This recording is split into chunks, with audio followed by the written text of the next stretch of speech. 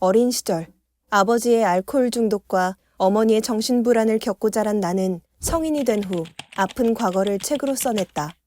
그리고 기적이 일어났다. 세계적인 서평 사이트에 6만 5천 개의 서평이 달렸고 미국 전역에 자전적 글쓰기 열풍이 불었다. 누구나 마음속에 잊히지 않는 상처, 소중한 추억을 갖고 있다. 하지만 이것이 글이 될 수 있을 거라고 생각하지 않는다. 자신의 이야기를 쓰면 과거를 마주하게 되고 좋은 인생을 살아가는 데 필요한 성찰을 할 수 있다. 어떻게 하면 내 이야기를 진실되고 아름다운 글로 만들 수 있을까? 첫 번째, 숨기고 싶은 이야기가 진짜 하고 싶은 이야기다. 대부분의 사람들은 뿌리 깊은 심리적 이유나 아픔 때문에 인생 이야기를 글로 쓰게 된다. 그런데 아무리 솔직한 사람이라도 자기 이야기를 쓰다 보면 결정적 사실을 숨기거나 부정하게 된다.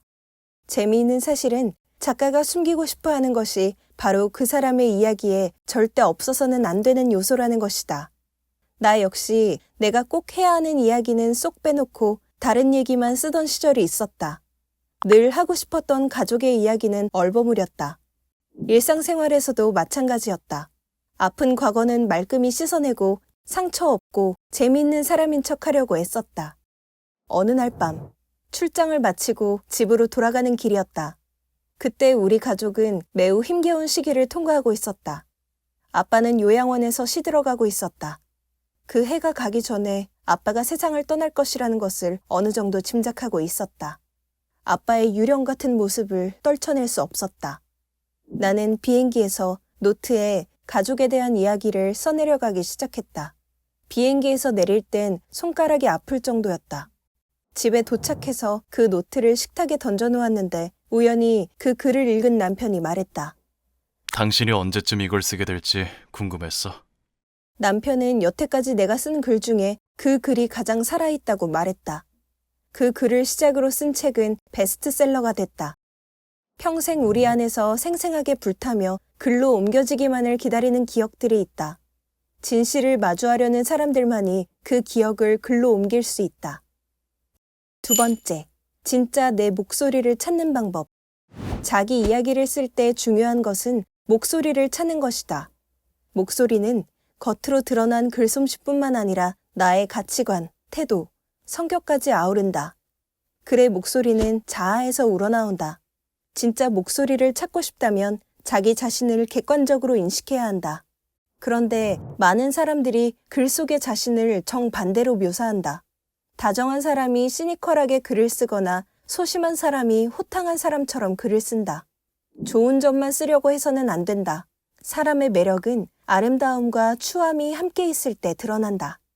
슬픈 일을 쓴 글에서 작가의 찌질함이나 어두운 면모가 눈에 띄지 않으면 독자는 작가에게 매력을 느끼지 못한다. 진짜 내가 누군지 알고 싶다면 다음 질문을 스스로에게 해보자. 1. 사람들은 나의 어떤 면을 좋아하고 어떤 면을 싫어하는가? 2. 다른 사람들이 나를 어떤 사람으로 생각하면 좋겠는가? 3. 나 자신이 아닌 다른 모습으로 보이고 싶을 때 어떤 이야기를 하는가? 요약하면 이렇다. 나는 남에게 어떤 사람으로 보이려 하는가?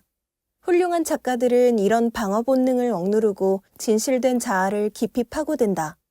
자신을 속이는 사람은 자신을 존중하지 않는 사람이다.